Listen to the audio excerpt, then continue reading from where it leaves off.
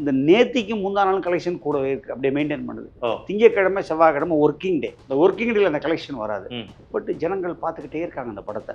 எதனால அப்படின்னு தெரிஞ்சுக்கலாமா சார்? என்ன அது எதனாலன்னு எங்களுக்கே தெரியலையே. இந்த ஆடி வெள்ளி, இந்த அருந்ததி, இந்த மாதிரி படங்களுக்கெல்லாம் சாமி வந்து தியேட்டரில் ஆடுறதை நான் கண்ணால் பார்த்துருக்கேன்.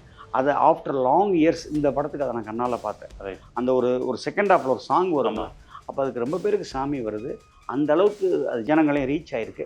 ஃபேமிலியாக வர்றாங்க, குழந்தைங்க ரசிக்கிறாங்க, எல்லா ஏஜில் உள்ளவங்களும் ரசிக்கிறாங்க. I think it is a tremendous victory for Suriya. தியேட்டரோட டிக்கெட் ப்ரைஸ் வந்து கொஞ்சம் அதிகப்படுத்தலாம் அப்படின்னு சொல்லிட்டு, அது உண்மையா சார்? சார், தியேட்டருடைய ப்ரைஸை அதிகப்படுத்தணும்னு சொல்லி நம்ம தியேட்டர் அசோசியேஷன் சார்பாக சிஎம்முக்கு கோரிக்கை கொடுத்துருக்காங்க. பட் என்னுடைய தனிப்பட்ட கருத்து, தியேட்டருக்கு வந்து இதுக்கு மேலே ரேட்டு ஏற்று கொடுக்கக்கூடாதுன்றது என்னுடைய தனிப்பட்ட கருத்து. அது யார் வேணால் கீழே கமெண்ட் போட்டுட்டோம். இப்போ நீங்கள் சொன்ன பிரதீப் ரங்கநாதனுக்கே வர்றேன். அந்த லவ் டுடே, அந்த டியூடு, இன்னொன்று டிராகன் வெற்றி, எல்லைக்கு என்ன பண்ணுச்சு? அந்த ப்ரொடியூசருக்கு எனக்கு தெரிஞ்சு 60 கோடி ரூபா நட்டம். அந்த பிரதீப் ரங்கநாதனுடைய எல்ஐகே படம் வந்து 100 கோடி வசூல் பண்ணிடுச்சுன்னு எவனாவது சொன்னான்னா அந்த பைத்தியக்காரனை நான் நேரில் பார்க்க விரும்புகிறேன். I want to see that idiot. நான் சொன்னேன் 24 மாநிலங்கள் ஹிந்தி பேசக்கூடிய மாநிலம். அந்த 24 மாநிலங்களில் உள்ள மெயின் ஸ்க்ரீன்ஸில் பூரா அந்த படம் வந்துடுது. ஸோ அதனால் ஈஸியாக 1000 கோடி அடிக்கிறாங்க. அந்த ரேட்ஸும் ஒரு காரணம், நான் இல்லைன்னு மறுக்கவே இல்லை. மூவி வேர்ல்டு மீடியா நேயர்களுக்கு வணக்கம். இன்னைக்கு என் கூட திருச்சி ஸ்ரீதர் சார் தான் இருக்காரு. அவர்கிட்ட இன்னைக்கு நிறைய விஷயங்கள் நம்ம படத்தை பற்றியும் தியேட்டர் சைடும் கேட்டு தெரிஞ்ச நிறைய விஷயங்கள் இருக்கு. வணக்கம். எப்படி சார் இருக்கீங்க? நல்லா இருக்கேன், ஃபைன். Right sir. சார், இப்போ நம்ம ஃபர்ஸ்ட் தியேட்டர் பிஸ்னஸ், இந்த மாதிரி தியேட்டர் ரிலேட்டாக ஃபர்ஸ்ட் இப்போ பேசிடலாம் சார். இப்போ தியேட்டரில் சமீப காலத்தில் சம நாட்களாக அதிகமாக போயிட்டு இருக்கிற படம் பார்த்தீங்கன்னா கருப்பு. சூர்யா சாருக்கு வந்து பார்த்தீங்கன்னா கிட்டத்தட்ட ஒரு 10+ இயர்ஸாக வந்து தியேட்டர் ஒரு சக்ஸஸ் மாதிரி எதுவும் கிடைக்கல சார். தியேட்டர் ஓனர்ஸ் எல்லாமே கொஞ்சம் அதிருப்தியில் இருந்தாங்க அப்படின்ற மாதிரி சொல்லலாம். இப்போ இந்த கருப்பு படம் சக்ஸஸ் ஆகிட்டு 250 சிக்கு மேலே கலெக்ஷன் ஓடிட்டு இருக்கதா சொல்கிறாங்க. அது எப்படி பார்க்குறீங்க? சூர்யா சாருக்கு உண்டான படம் இது எப்படி ஓடிட்டு இருக்கு சார்? சார், இப்போ சூர்யா தம்பி ஒரு ஏற்கனவே சிங்கம்னு ஒரு ஹிட்டு கொடுத்தார். அதுக்கப்புறம் ஒரு பெரிய ஹிட் எல்லாம் ஒரு கொடுக்கல. தொடர்ந்து ஒரு 4-5 படங்கள் தோல்வி படங்கள் தான் வந்துச்சு. ஜெய் பீம், சூரரை போட்டு ரெண்டுமே எக்ஸ்ட்ராடினரி கண்டென்ட்டு. பட்டு அன்ஃபார்ச்சுனேட்லி அது ரெண்டுமே ஓடிடிக்கு போயிடுச்சு. அதுக்கப்புறம் வந்து அந்த கங்குவா, ரெட்ரோ, அந்த எதற்கும் துணிந்தவெல்லாம் ஒரு பெருசாக போகலை. பட் இந்த படம் வந்து ஒரு அதிரி புதிரியான ஹிட்டு. அந்த தம்பியினுடைய லைஃப் கேரியர்லேயே ஒரு பெரிய ஒரு என்ன சொல்கிறது, பிளாக் பஸ்டர் இல்லை அதுக்கு மேலே கூட சொல்லலாம். எனக்கு தெரிஞ்சு தமிழ்நாடு அளவுலேயே அந்த படம் வந்து ஒரு 180 கிராஸ் பண்ணிடுச்சு. நான் சொல்கிறது தமிழ்நாடு. ரைட். நான் வேர்ல்டு வைடு எப்போவுமே சொல்ல மாட்டேன், ஏன்னா எனக்கு வேர்ல்டு வைடு தெரியாது. தெரியாத விஷயத்த நான் சொல்ல மாட்டேன். தமிழ்நாடு ஒரு 180+ வந்துருச்சு. ரெண்டாவது, எனக்கு ரொம்ப ஆச்சரியமான விஷயம் என்னன்னு கேட்டிங்கன்னா, இது வந்து 3வது வாரம் ஓடிட்டு இருக்கு. ஆமாம். இந்த வெள்ளி சனி ஞாயிறுங்கிறது யூஸ்வலாக கலெக்ஷன் இருக்கிறது. அதில் இன்னொரு ஆடட் கிளாமர், ஆடட் ப்ளஸ் என்னன்னு கேட்டிங்கன்னா, வியாழக்கிழமை பக்ரீத். ஆமாம். ஸோ அதனோட சிபேஜ் வந்து வெள்ளிக்கிழமையும் இருக்கும். சனி ஞாயிறு யூஸ்வலாகவே கலெக்ஷன் கூட இருக்கும். பட் இந்த நேத்திக்கு முந்தா நாள் கலெக்ஷன் கூடவே இருக்குது, அப்படியே மெயின்டைன் பண்ணுது. திங்கக்கிழமை செவ்வாய்க்கிழமை ஒர்க்கிங் டே. ஆமாம். இந்த ஒர்க்கிங் டேல அந்த கலெக்ஷன் வராது. பட் ஜனங்கள் பார்த்துக்கிட்டே இருக்காங்க அந்த படத்தை. ஒரு மிகப்பெரிய கலெக்ஷன் வந்து எந்த நம்பரில் போய் அந்த படம் போய் ஃபிக்ஸ் ஆகும்னு எனக்கு இப்போ சொல்ல தெரியாது. நான் வந்து ஜோசியம்லாம் தெரியல, ஏன்னா இந்த வாரம் ஓடி இந்த சனி ஞாயிறுக்குள்ளே இந்த வீக்கெண்டு என்ன வரும்னுலாம் தெரியல. அப்போ ஒரு பெரிய நம்பர் பண்ணோம். அந்த சூர்யாவுடைய கேரியர் பெஸ்ட்டுன்னு சொல்லுவேன் இதை நான். Right sir. சார், அதே மாதிரி இப்போ இந்த 2026 இதுதான் ஹையஸ்ட் கலெக்ஷன் அப்படின்னு சொல்கிறாங்க. அது உண்மையா சார்? 2026 சோஃபார் அதிகமான, ஏன்னா இன்னும் ஒரு 7 மாதம் 6 மாதம் இருக்கு. 2026 சோஃபார் இன்னைக்கு தேதி வந்து 3ஆம் தேதி, 3/6/2026 வரைக்கும் இதுதான் highest collection. Right sir. Sir, இப்போ இந்த கேள்வி எனக்கே தெரியல, கேட்கலாம், பட் சும்மா ஒரு கான்வர்சேஷனுக்காக தாராளமாக கேளுங்க. சார், படம் வந்து ஒரு ஆடியன்ஸ் சைடில் வந்து சில பேருக்கு வந்து மிக்ஸ்டு ரிவ்யூ தான் இருக்குது சார். நல்லா இருக்குன்றாங்க, சில பேர் பிடிச்சி ஓகே அந்த மாதிரி சொல்கிறாங்க. அப்படி இருந்தும் இது வந்து வேற லெவலில் ஒரு ஹிட்டு, ஒரு கலெக்ஷன் போயிட்டு இருக்கு. எதனால அப்படின்னு தெரிஞ்சுக்கலாமா சார்? என்ன அது எதனாலன்னு எங்களுக்கே தெரியலையே. ரைட். நீங்கள் சொன்னது 100% கரெக்ட் ஜாஃபர். ரைட். இந்த படம் வந்து மிக்சட் ரிவ்யூஸ் தான் இருக்குது. படம் பார்த்த ஆடியன்ஸில் ஒரு 50% பேர் நல்லா இருக்குன்றா, ஒரு 50% பேர் ஆவரேஜ்னு தான் சொல்கிறாங்க. அதில் எனக்கு ஒன்றும் செகண்ட் ஒப்பீனியனே கிடையாது. But collections are very good, collections are very huge. Repeat audience வர்றாங்க. அதே மாதிரி ரொம்ப வருஷம் கழித்து இந்த ஆடி வெள்ளி, இந்த அருந்ததி, இந்த மாதிரி படங்களுக்கெல்லாம் சாமி வந்து தியேட்டரில் ஆடுறத நான் கண்ணால் பார்த்துருக்கேன்.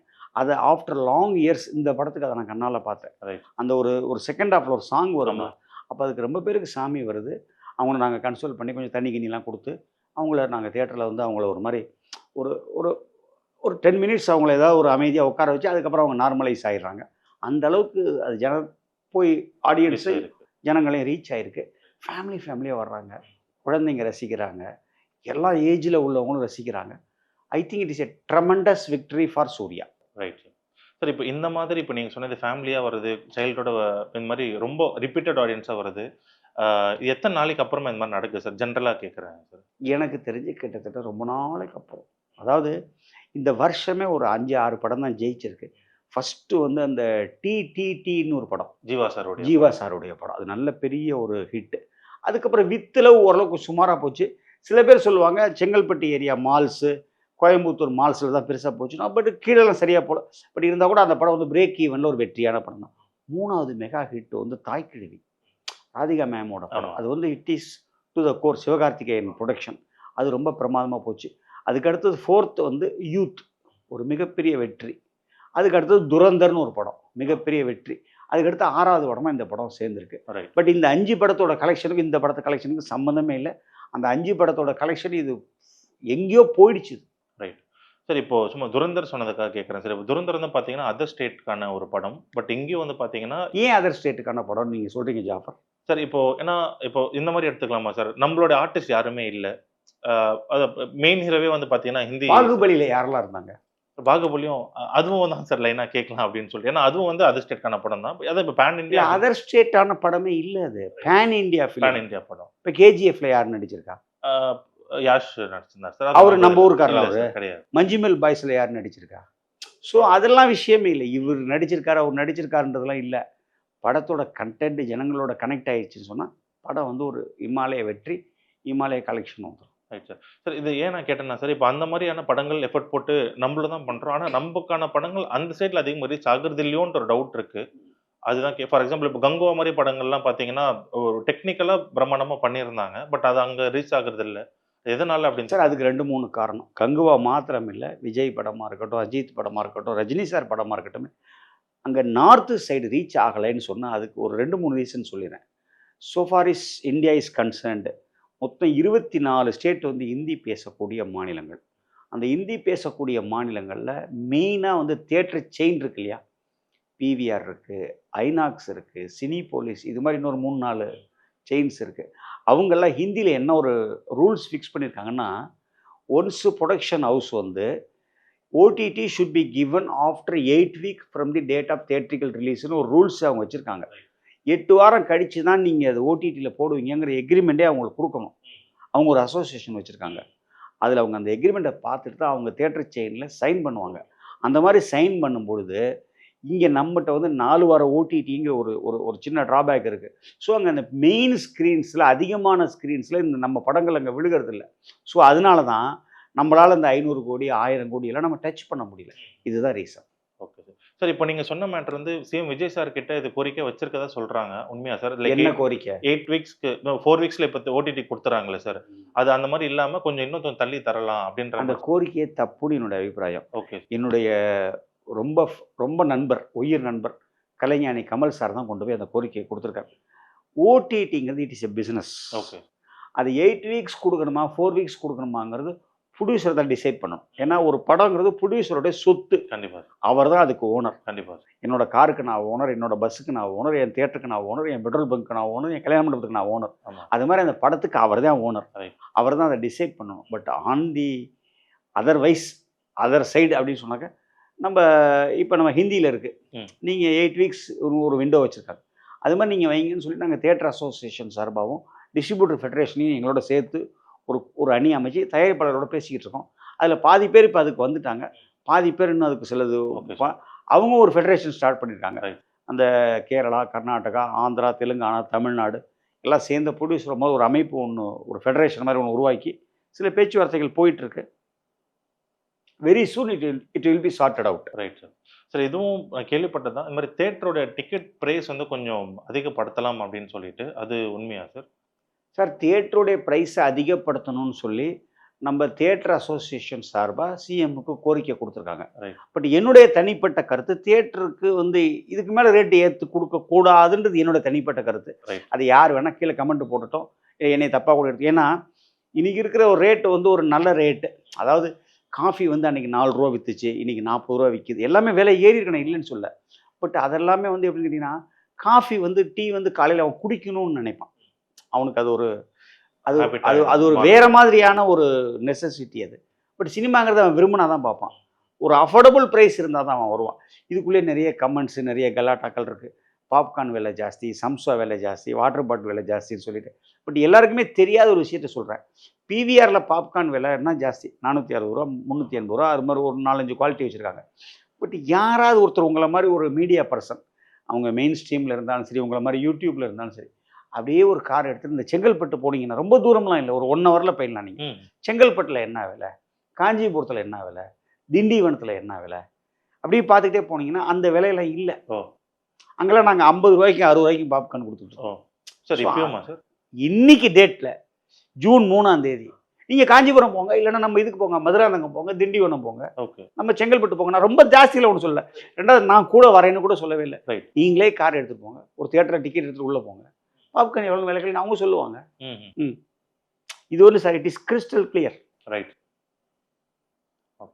நீங்களே பார்க்கலாம். நீங்கள் மாத்திரம் இல்லை, மூவி வேர்ல்டை பார்க்கக்கூடிய யார் வேணாலும் வெளியில் உள்ள தியேட்டர்களில் ஒரு காங்கேயம் போங்க, ஒரு மணப்பாறை போங்க, ஒரு நாமக்கல் போங்க, திண்டுக்கல் போங்க, போய் நீங்கள் பாருங்களேன்.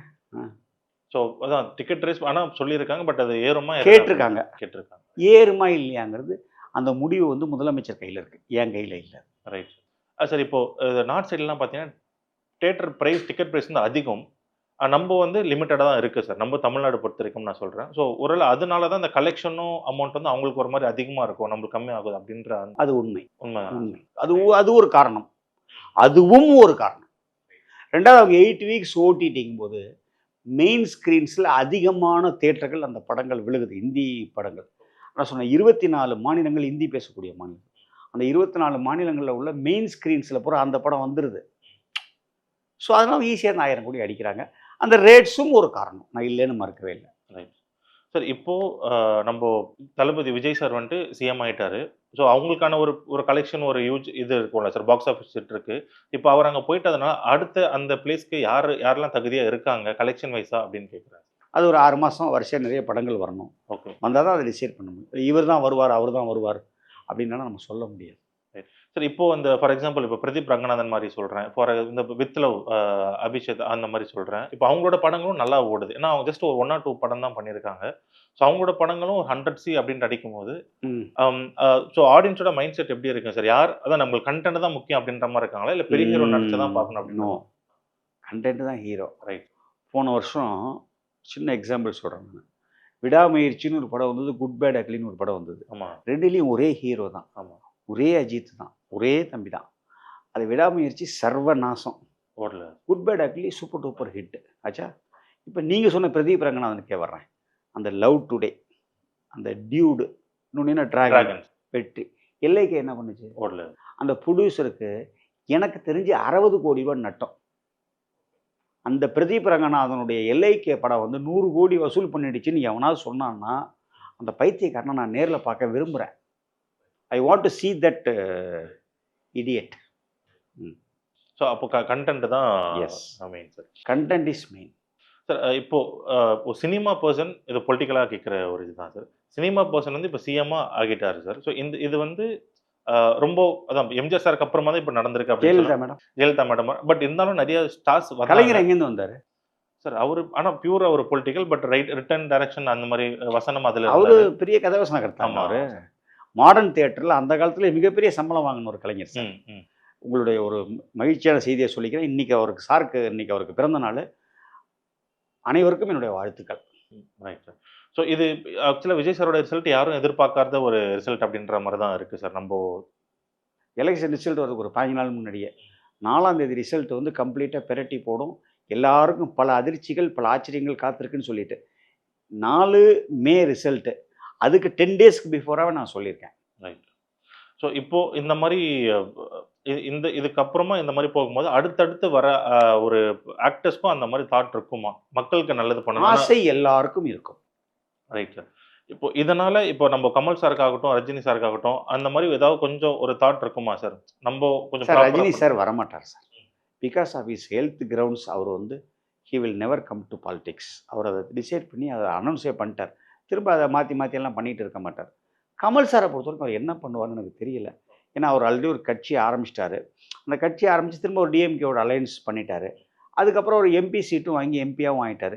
இந்த வாட்டி ஏதோ சீட்டு குறைச்சி கொடுத்தாங்க, எங்கள் சின்னத்தில் நில்லுங்கன்னு சில கம்பல்ஷன் ஏதோ அவங்களுக்குள்ள எல்லாமே நான் மீடியாவில் பார்க்குறது தான். நான் அவர்கிட்ட இது வரைக்கும் நான் நேரடியாக போய் கேட்கல. எனக்கு அதை பற்றி எனக்கு ஐடியாவும் இல்லை எனக்கு.